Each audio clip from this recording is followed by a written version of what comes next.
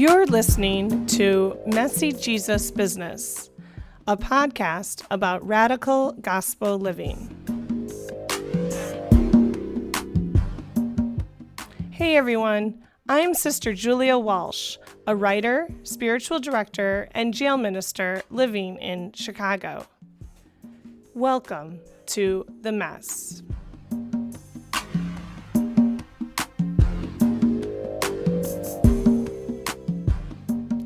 You're listening to episode 10 of Messy Jesus Business. I've been blogging at messyjesusbusiness.com since 2010. Messy Jesus Business, the blog, and now the podcast, explores how the mess of radical gospel living brings disciples into a life of struggle as we advocate for social justice, live simply, serve others, practice contemplation, and live in community.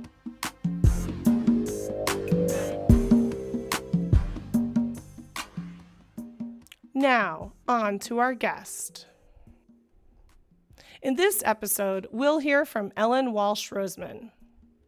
Ellen Walsh-Rosmann is the Director of Wellness, Food Service, and Nutrition for the Harlan Community School District in Harlan, Iowa, and the founder and owner of Farm Table Delivery and Procurement. Ellen and her husband Daniel also farm with Daniel's family near Harlan, Iowa, own a farm-to-table restaurant, and raise 2 children. Ellen believes that food can build communities and foster friendships. She's eager to have potlucks with neighbors, family, and friends, once again, after the coronavirus pandemic is over. You may remember the experience at the beginning of the COVID-19 pandemic and how grocery stores quickly became bare as the food system struggled to keep up with changing consumer behavior. When this happened, Ellen was working to help the farmer connect with the buyer and feed an entire rural school district in Iowa. We discussed her experience and perspective on the real challenges following the gospel mandate to feed the hungry during this time. We also chatted a little about our family because Ellen is my younger sister. Enjoy.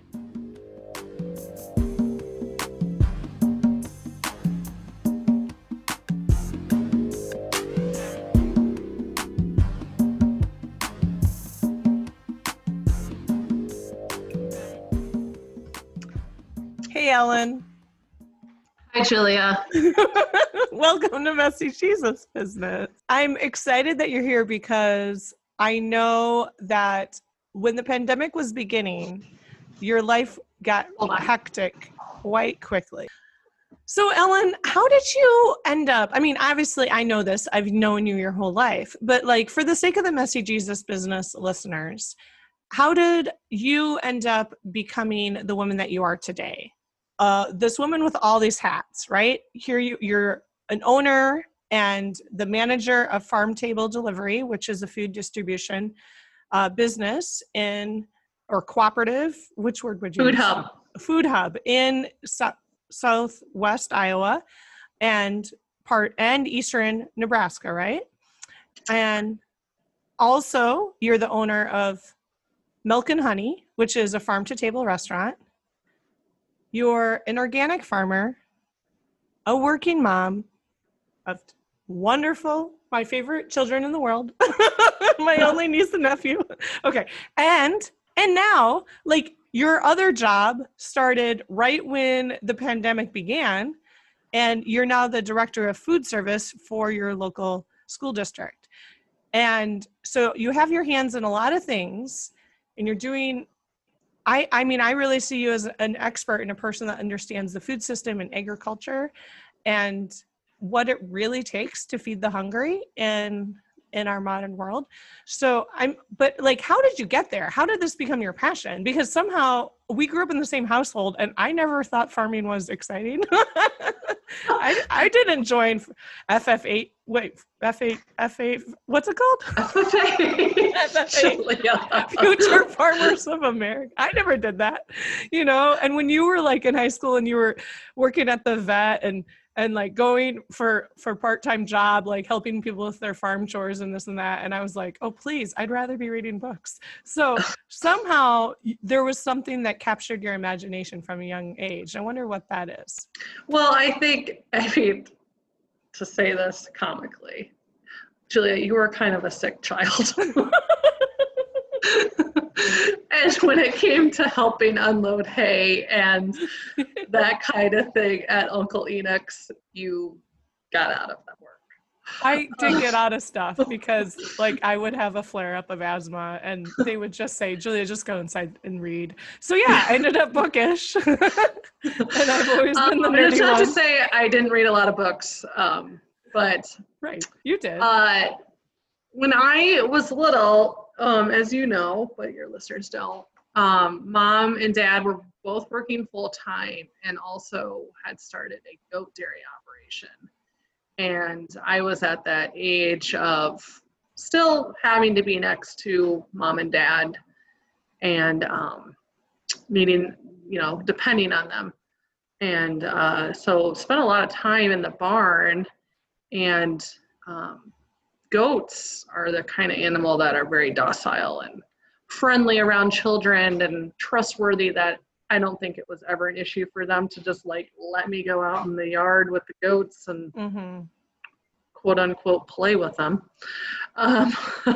So that's a lot of my memory. And then when I was in third grade, we had to do like a biography project where we were partnered up and our partner interviewed us, and the stereotypical questions like, what do you want to be when you grow up? And I said I wanted to be a farmer because I liked getting dirty and being outside. And then I kind of went through these different phases of like other avenues, but I mean, I still don't know what I want to be when I grow up, so it's fine.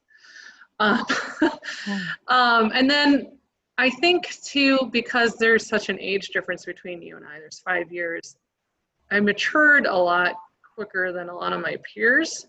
So when Mom and I would when Mom would drag Colleen and I to like wrestling tournaments that were all day affairs, and I should tell the listeners, Colleen's our other sister. Yes. And the wrestler in our family was not Colleen, it was our brother.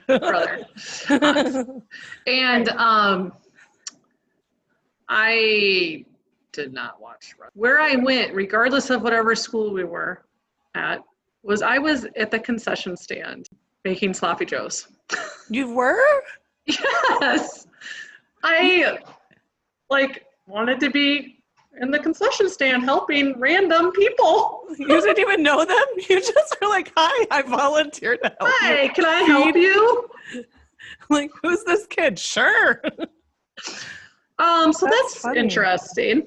Yeah. I've had some times to kind of think about that, like, where did this all start from? And then, I worked at the restaurant that you also worked at, and then Mom and Dad eventually bought, and then kind of worked my way up the ladder there. And then in high school, I joined FFA. And FFA, for the listeners, is a leadership organization for youth that has a heavy emphasis in agriculture. And then that really kind of changed my gear set too. I started working, like you mentioned earlier, for a vet clinic, picked up dog poop in the yard. I mean, someone had to. Very glamorous. Yeah. We all got to start somewhere. And like prepped surgery packs. Then I worked for milked cows for a dairy farmer. And when it came time to think about where I wanted to go to school, I thought I wanted to be an ag ed teacher. So a lot of schools around the country have agriculture courses. So I thought I wanted to go be a teacher for that. But I think I saw that you were doing the teaching thing, and you never want to do what your siblings are doing. That was part of your motivation.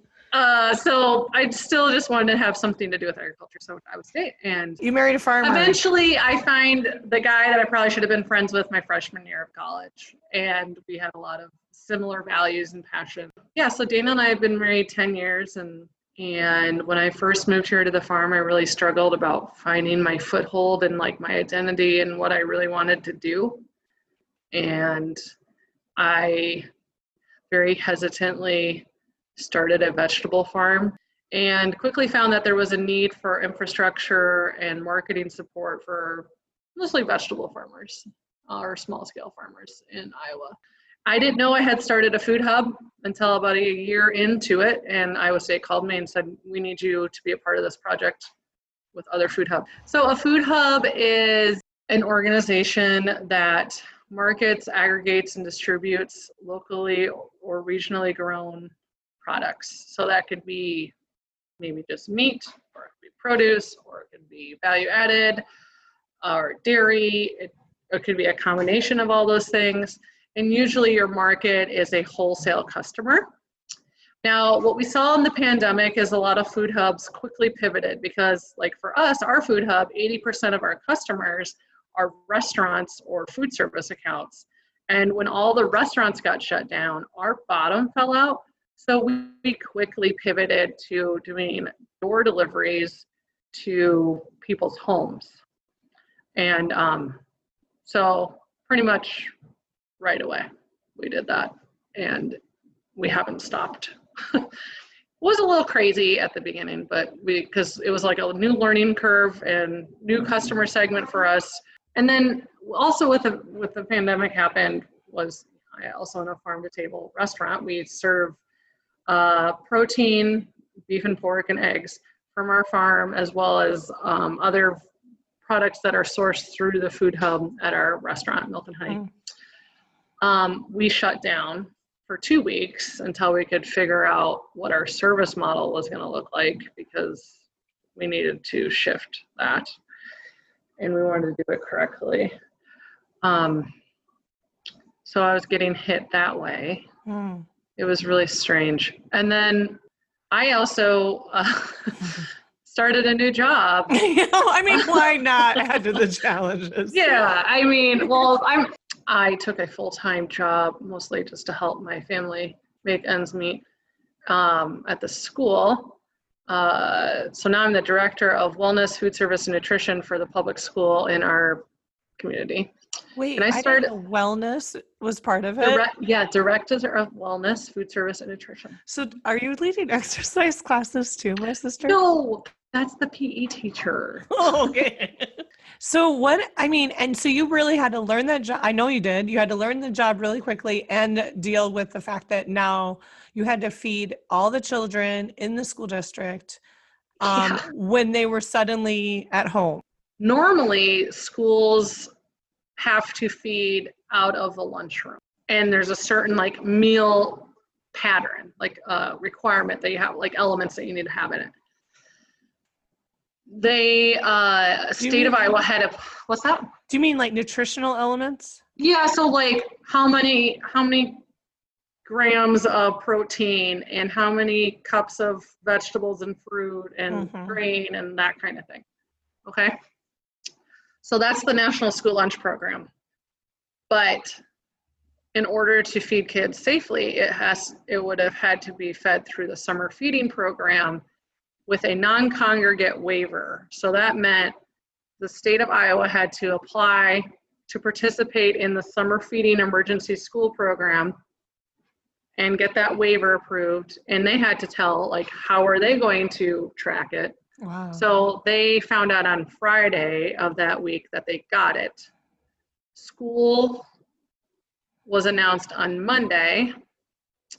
You mean like that it was online? No, school was announced that it was suspended. Oh. They didn't talk about what learning was going to look like. Oh. And I was basically ready to go. And I told my boss and my plan, I said, because a lot of schools were like, well, we're just going to wait a week. And I was like, no, most people only have enough food for 3 days. Wow. We have to feed these people within 48 hours of school closure. 30% of students get 2 of their 3 meals at school. Yeah. Like they Wow. depend on school. Breakfast and lunch. Yeah. 30% in your whole district. No, 30% in the whole nation. Oh. In our district, it's 38%. Oh. So 30% of children, like that's how they depend on their nutrition. Yeah. So we really have a role as schools to provide services. And, you know, I kind of had to defend the case and say, no other parts of the school will be providing any of that kind of service. You know what I mean? Like we're not providing health care. We did provide behavioral and mental health care. Uh-huh. We have a in-school interventionalist mental health therapist at our school. Oh, good.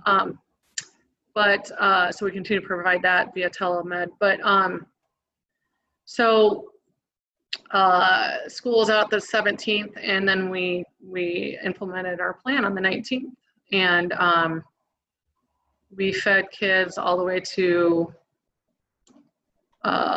May 24th, I think it was, or 3rd. I can't remember. And we fed 45. We served 45,000 meals. Wow. In that time period. That's amazing, Ellen. Congratulations. Yeah. And you know, and I remember when you were telling me you were going to apply for this job and how excited you were about being creative, because you said, Julia, we went to the summer lunch program one time, and they were like serving the kids like corn dogs and yeah, like, what'd you say? What was it? They served so like the summer feeding program in the past was run through the local grocery store. They had a partnership with them. And the kids got a hot dog, bag of chips, I think, and an apple every day. So it was the same thing. And so this spring, my plan was to revamp the summer feeding program. That was the charge that was given me. Like, don't worry about anything else. Just focus on revamping the summer feeding program. We want the school to be facilitating it this year. So that's what I did. And I already had that groundwork laid. And then the pandemic happened. And so we had public health, like when this all happened, I called public health and I was like, here's our plan, yes or no? And they said, you have to be delivering to people's doors. Wow. We don't want people going to sites, and we need people to be staying home. Wow. So we delivered to 200 doors. Who did the delivery? Every day. And we used like associates and some teachers, and we used like the school vehicles. And I come from the world of logistics with my food hub distribution business. So I had like 12 routes created all throughout the district. Huh. And like, you might do like 12 to 20 different drops. Yeah. We had like 6 routes in the town of Harlan, which is the bigger town in the school district. And we did that all March, April, and May. Wow. We delivered to people's doors. And then we also had a grab and go site at the school where you just drove through and picked up. And you changed the menu too. I mean, it was like you went from like hot dogs and chips to like, we're giving the kids like veggies and well, yeah. So we had to use up like our inventory because we had a lot of fresh vegetables on hand when school shut down. So we used those things up first. And then schools get a certain allocation of money from actually Department of Defense, which is, I think they might just be the fiscal agent. Anyways, what? Yeah, it's so confusing. Talk about messiness. Right? Anyway. So like we got a pot of money for fresh fruits and vegetables, and we needed to use it by the end of the fiscal year. So we needed to use it by the end of June. So, and then they kept giving me more money from schools that didn't want any more, or weren't open. So I kept, like one day I logged on to the website and I had like an extra 3,000 in there, and I'm like, I have 2 weeks to use this. Wow. So in my so we used as much fresh fruits and vegetables as we could. We did have some canned items we needed to kind of go through and some frozen. products, and we try to do as much scratch cooking as we could.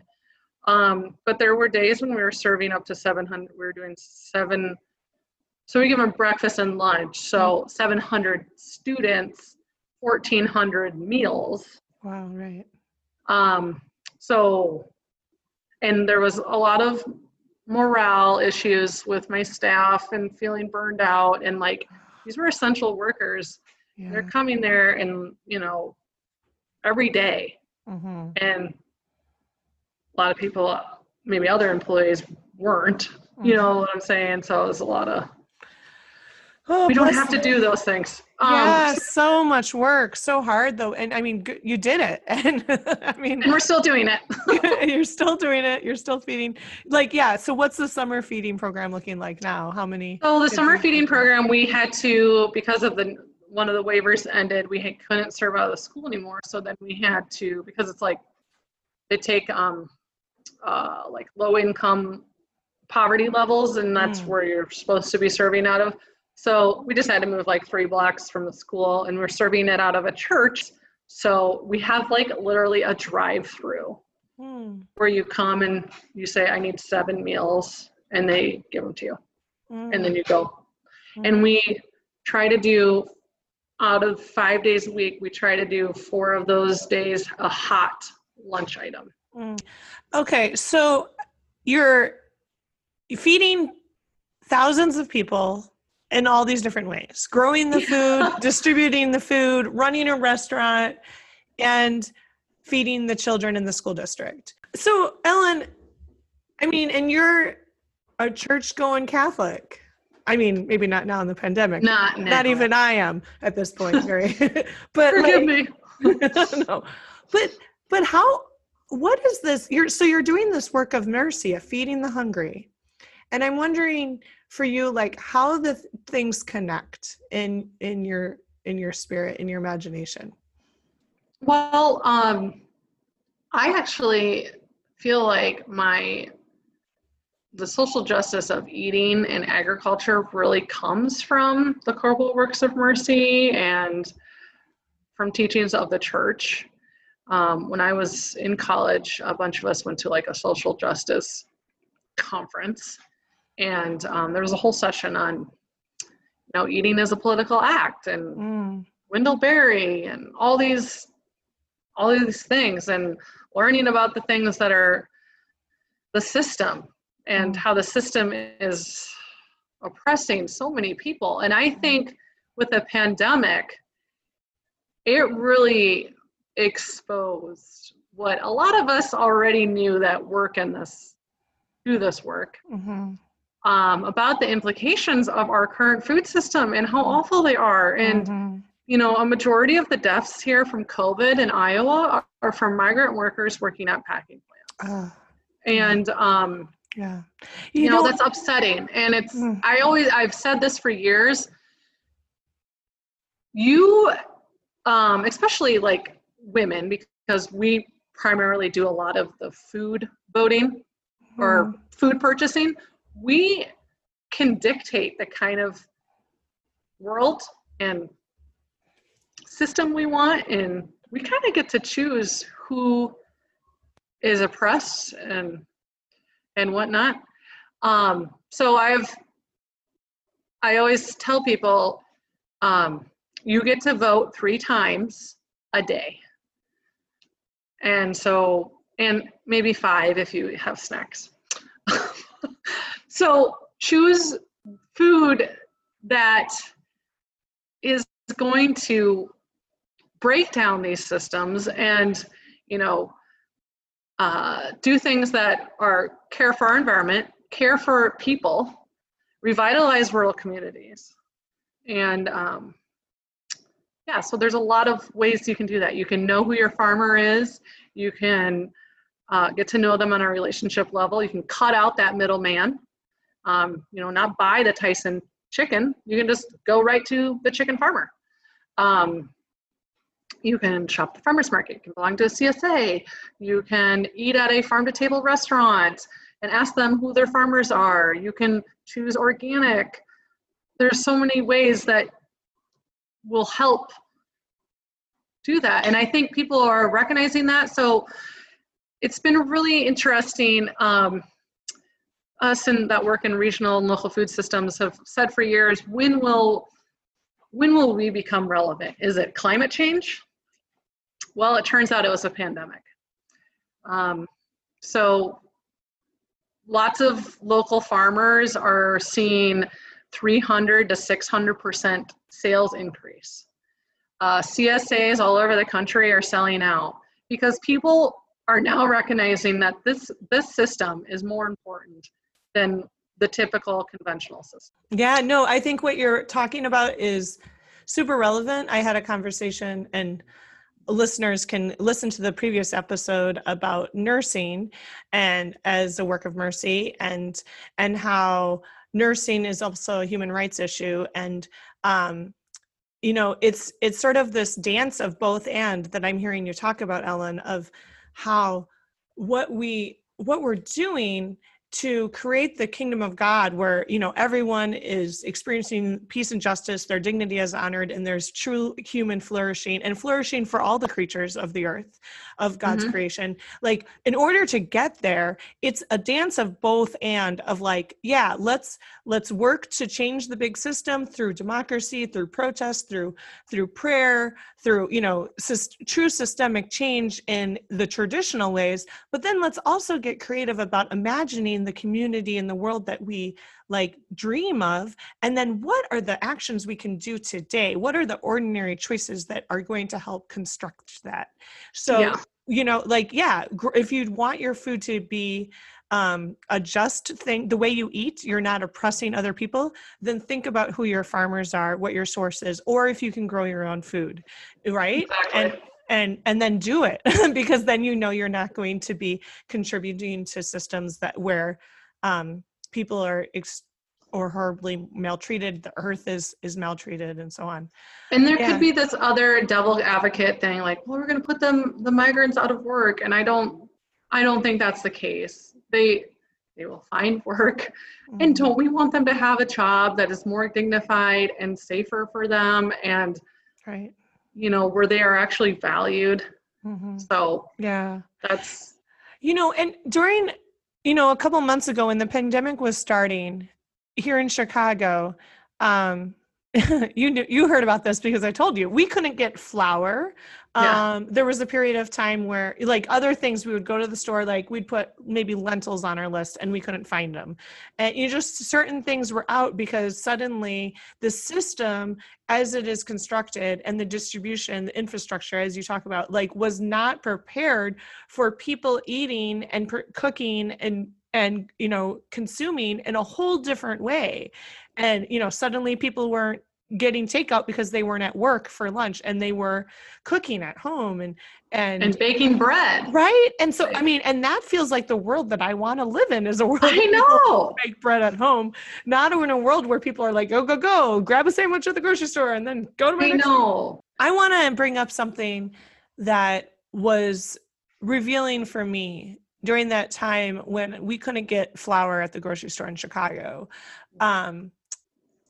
I was also reading articles about how farmers were harvesting things, but then because the workers were not there to pick up the food, they were dumping tons and tons. And so there was tons of food that was being wasted. Meanwhile, people were starving.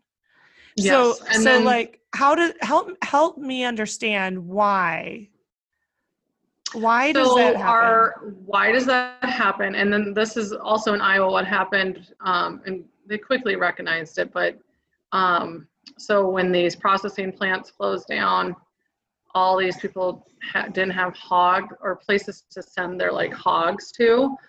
So people were like having to euthanize all their animals. Okay, so in Iowa, what they did, they quickly recognized was that they purchased live hogs from farmers who lost their market and processed them for free for them, just bought them right off their farm. And then they donated, the state of Iowa. And then they donated all that meat to the food bank. So the reason why things weren't matching up, and we have food left in the field, and we have vegetable shortages, and we have meat shortages, and animals being euthanized, and just doesn't make sense, is because things are meant for the industrial scale. So people buy whole hogs, and then a certain part might go to Tyson to be made into such and such. Or a chicken, only this part, or like the waste product might be going to Tyson or Purdue and used for chicken nuggets. Also what happens is, like with the vegetable world was, and I actually had this issue happen with my farmers. So my farmers are used to selling things to restaurants and food service. So they're selling, 24 bunches of kale to a restaurant. Well, when the restaurant sale bottomed out, I said to them, because I have a relationship with them, our customers are now households. So I need you to think about how you're selling them to me. Are you going to sell them by the pound or the half pound or the bunch? You got to switch up your packaging. And that is a lot of what happened with the meat and with vegetables and the flour and those little drops in the bucket of like a 4-pound bag of flour. That's a small part of the wheat market. Yeah, I would imagine most about of the wheat goes to like General Mills or. Yeah, exactly. Or like cookies and flour and pizza. Right. So like these little packager, like little places that are packaging up 4-pound bags of flour, they weren't used to getting purchase orders where suddenly they have 1 million they have to package in a week. Yeah. And so like in what was happening, an onion, let's say you're like an onion grower, and the only way you know how to grow onions and the only place you sell them to is for this industrial food service. So you sell them in 50-pound bags. Onions to all the McDonald's. That's what your farm does. In 50-pound bags, and we fill up a semi. Right. But if all the McDonald's are closed, then what do I do with all these onions? Yeah, right. Where do your onions go? They sit in your field and they rot. Luckily, there were some of these big distributors who recognized that, and so like there's one here in Des Moines, Capital City Fruit. They recognized that quickly that okay, this industrial system is not buying these things, so they started to break up all that and package it into household, much like what we were doing. So that's why that happened. Does that help you? Yeah, it's really, and I think our listeners are going to appreciate your explanation as well. Because I don't know. I mean, a lot of people might not put the dots together about how it really works, how the food gets from the farm to the ordinary person or the ordinary restaurant, right? And it's an infrastructure issue. I think everything I know about global hunger, but isn't it true that like the reason why people are starving in the world is not because there's not enough food, but it's because, this is messy Jesus business. And we have talked about how the food system's a mess, and it's a mess to feed people. And it might mess you up a little bit to do this work. Yes. But I'm wondering what all this work teaches you about discipleship. How do you feel like you're following Jesus in the midst of this, or whatever discipleship means to you? I want to grow the food and sell food and prepare food that doesn't have those implications. And implications, you mean the implications of injustice? Yeah, so injustice for the migrant workers, not taking care of the environment. It's hard though, especially when you live here. What you're describing in a way is, well, at least what I'm hearing, is the Franciscan value of minoritas, of being smaller, of being little. Like it's not about being grand. It's not about great achievements or accomplishments or success in the way that the world sees it. But if you're following Jesus, what we're sometimes called to do are the small little things that people don't notice, that they don't see, but yet are extremely impactful. And so by you just living your ordinary life, living on the farm with Daniel and the kids and the chickens and the pigs and the cows and all the things, like and then being involved in the things you're involved in, you are building the reign of God. And I think that's an important thing for every listener to understand, is like what you're doing is you followed your passion, you followed your heart, so you're living out your vocation. Oh, thank you. Yeah, right. And building a healthy community when people don't think or vote or even pray the way you do, like, is hard work. But it's necessary because it's important work. These things that are positive and help people and care for the earth, unfortunately, people just think, oh, that's expensive. And cheap food is horrible. What is it? Taste. Yeah. What is it? In the ways that it's hurting everybody. Mm-hmm. Cheap is costly. When the pandemic happened, that Band-Aid was exposed. So I think people are finally coming to light. And it's unfortunate that, and this happens with a lot of things, unfortunate that you have to hit rock bottom to come good out of it. The system upset changed the things. Well, thank you, Ellen. This has been great. Oh, you're welcome, Julia. And I've always learned a lot when I ask the questions where you just educate me on agriculture and the food system. So thank you, thank you, thank you.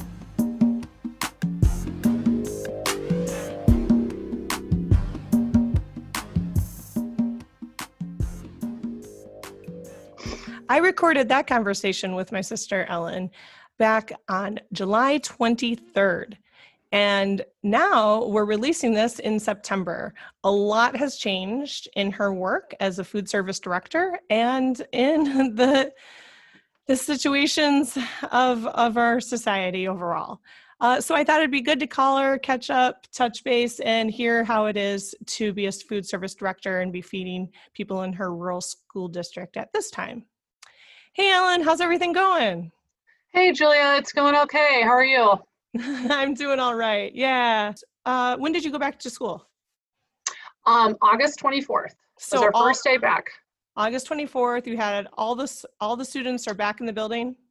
No. So 6th through 12th grade was hybrid because our about 2 weeks before school started, our positivity rating was close to 20%.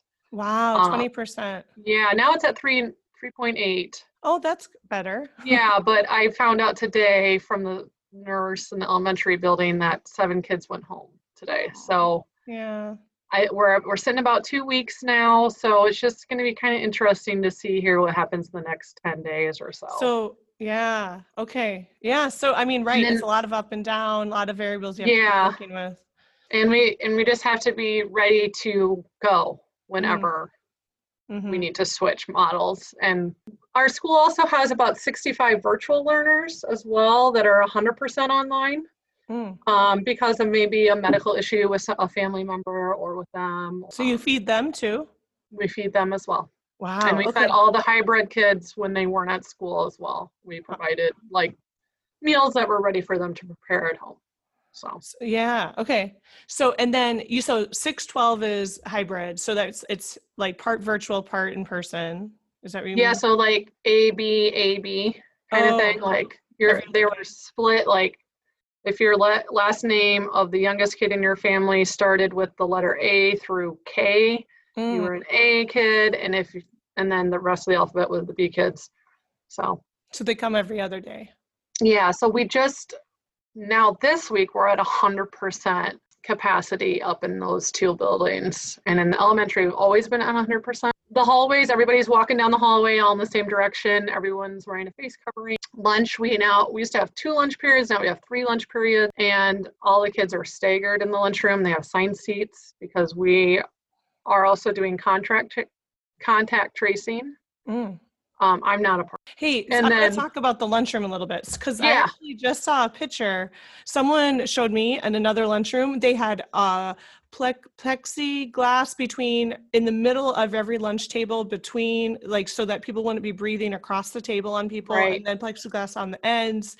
And then they also had a way of like using some sort of sterilizing gun to like clean the whole room. So, and that was a different district, but what's it like? What are you guys doing in your school? 6th through 12th grades, they, the traditional long lunch tables, they sit 3 on a side. There's about 3 to 4 feet between each one, and they're all facing the same direction. We don't have enough lunch tables, so we do have some kids who are sitting at individual desks, and those are all 6 feet apart.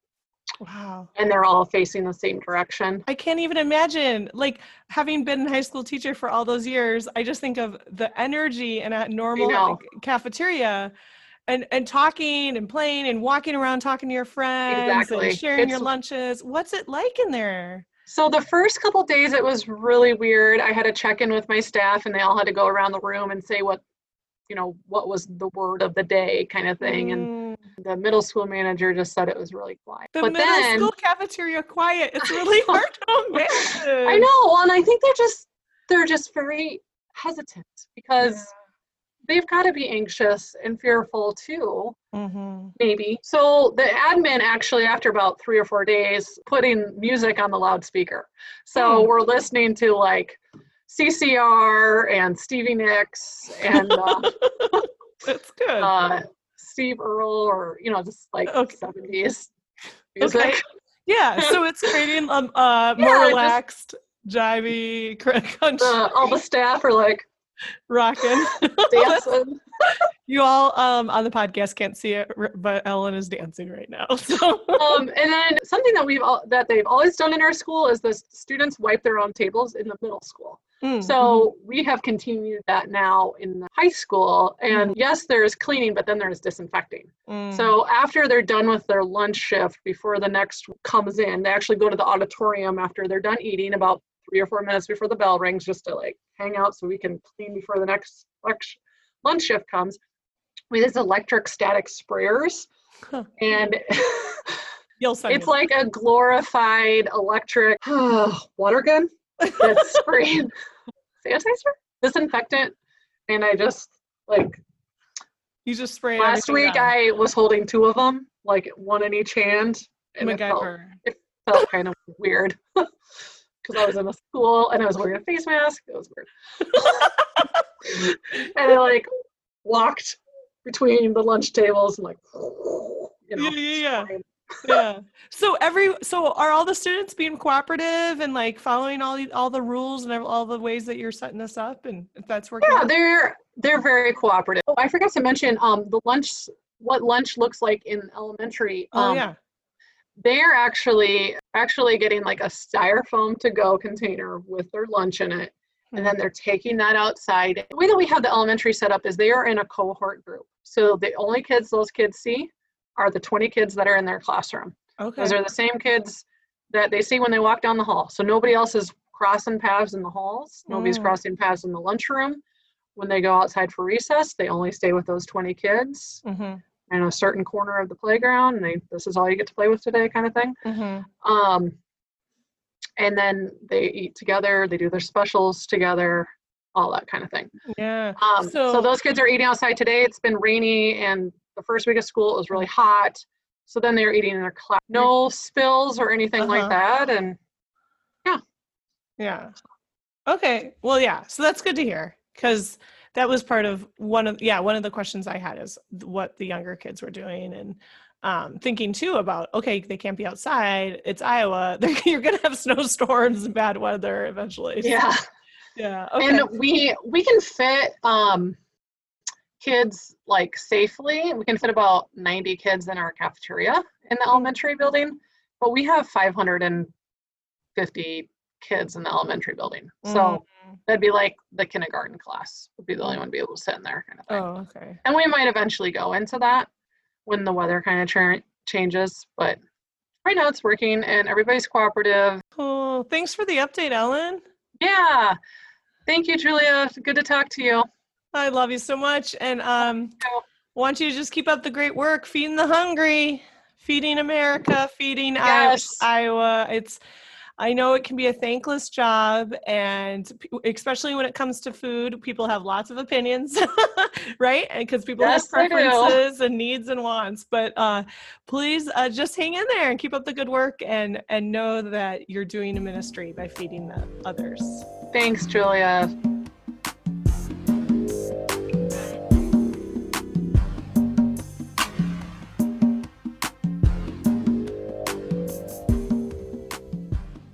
invite you to join me in this contemplative moment. Ellen and I discussed that the causes of hunger are related to infrastructure and how there is enough food for everyone. With this in mind, I'd like to read a story from the Gospels that reveals how the disciples of Jesus shared from their abundance, and there was enough for all to eat. If you can, I invite you to close your eyes and breathe deeply as you listen and pray. Notice what words or phrases stick out for you from the scripture. Is there a particular message that God wants you to hear today? A reading from the Gospel of Mark, chapter 6, verses 34 through 43. When he disembarked and saw the vast crowd, his heart was moved with pity for them, for they were like sheep without a shepherd, and he began to teach them many things.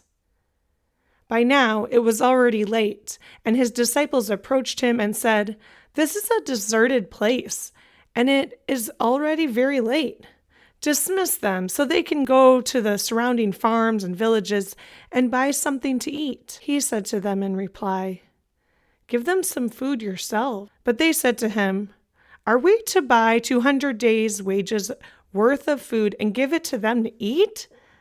He asked them, "How many loaves do you have? Go and see." And when they had found out, they said, 5 loaves and 2 fish. So he gave orders to have them sit down in groups on the green grass. The people took their places in rows, by hundreds and by 50s.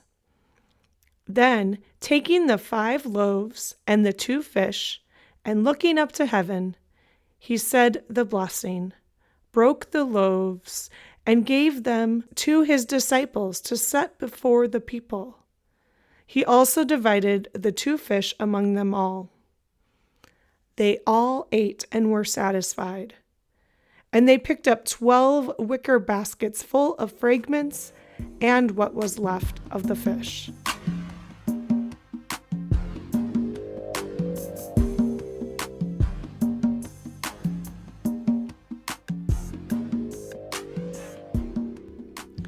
That's episode 10 of Messy Jesus Business. Thanks for listening. Messy Jesus Business is produced, hosted, and edited by me, Sister Julia Walsh.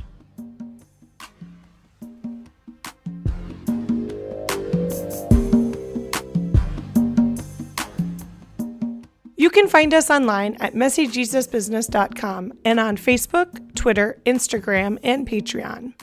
If you like what you heard, could you please share with your friends, subscribe wherever you find your podcast, and please leave us a review and support us on Patreon. Thanks.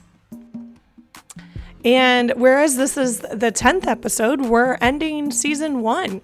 We'd love your input, and there's going to be a listener survey available on our social media channels. So look us up, give us your input, give us your feedback, and help us to improve the show.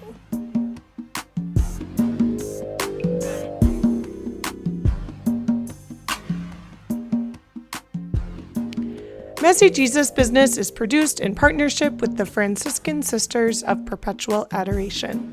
You can learn more about our religious community and donate to our mission at www.fspa.org.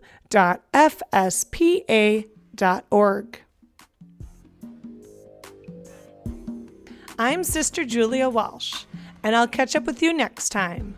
Until then, peace and all good.